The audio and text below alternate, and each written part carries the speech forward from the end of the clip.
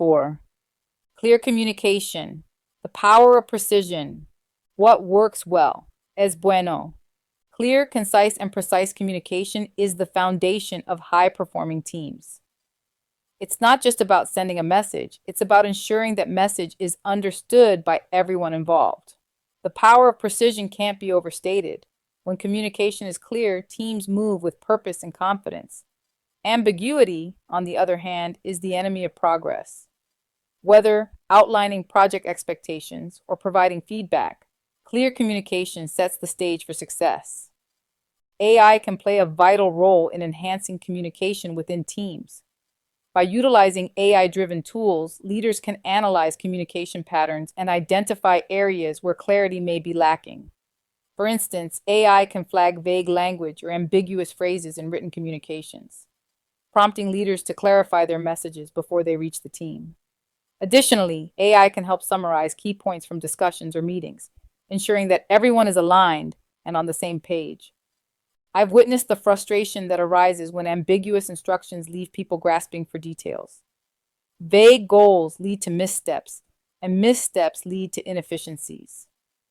That's why, whether I'm managing complex projects or setting stretch goals, I ensure my communication is precise. It's about giving the team exactly what they need to succeed. No fluff, no ambiguity, just clarity and direction.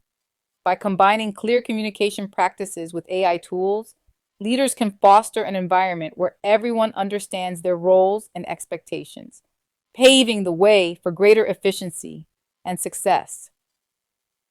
Real-world experience.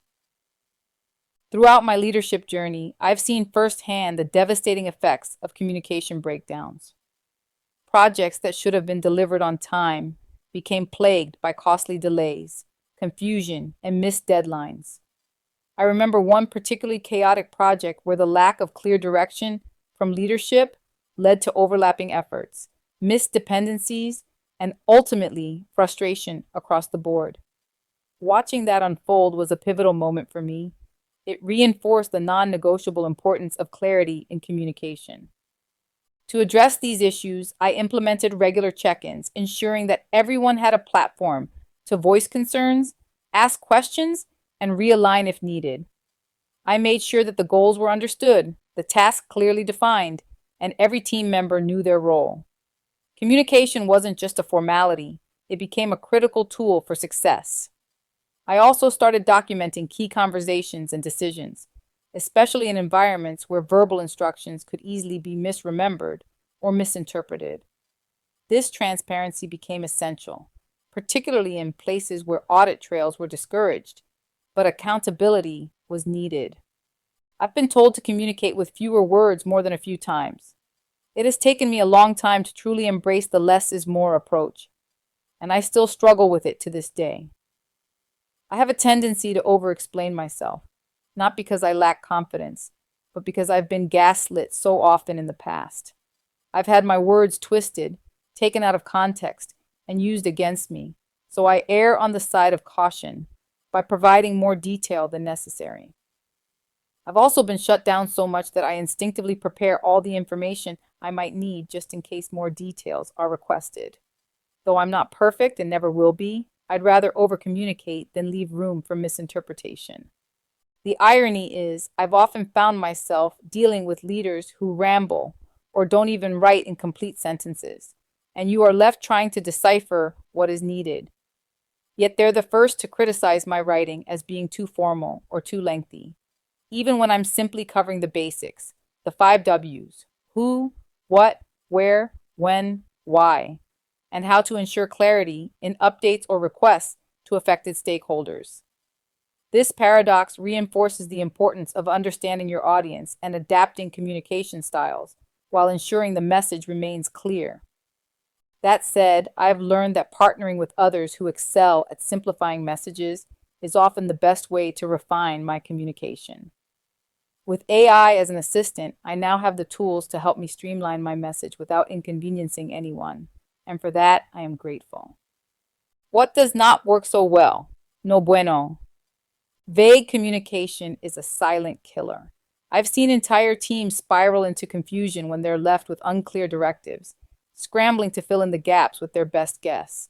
The result? Missed deadlines, frustration, and disengagement. When team members feel like they're operating in the dark, they lose confidence in leadership, and morale begins to drop. I've been in rooms where the tension was evident. People were frustrated because they weren't given enough information to do their jobs well, and it showed in the results. Clarity isn't a nice to have, it's an absolute must. The ripple effects of unclear communication are real and costly, and leaders who fail to prioritize it are setting their teams up for failure. Clear communication is the bedrock of effective leadership. It's not just about speaking, it's about ensuring your message is understood, absorbed, and actionable. When communication is clear, teams thrive. They move with confidence, knowing exactly what's expected of them. But when communication falters, confusion takes hold, leading to costly mistakes and frustration. Clarity requires intention. It means taking the time to ensure every directive, conversation, and goal is communicated in a way that leaves no room for misinterpretation. Documenting key decisions and creating space for open dialogue reinforces this, allowing teams to operate with transparency and trust. Say What You Need to Say by John Mayer captures the essence of this practice perfectly. The song's message about speaking openly without holding back mirrors the importance of precise communication in leadership. Just as the lyrics encourage us to express ourselves fully, clear communication ensures that everyone on the team knows exactly what they need to do and that nothing important is left unsaid. This concludes Chapter 34. Please proceed to Chapter 35. Lead with genuine kindness and respect.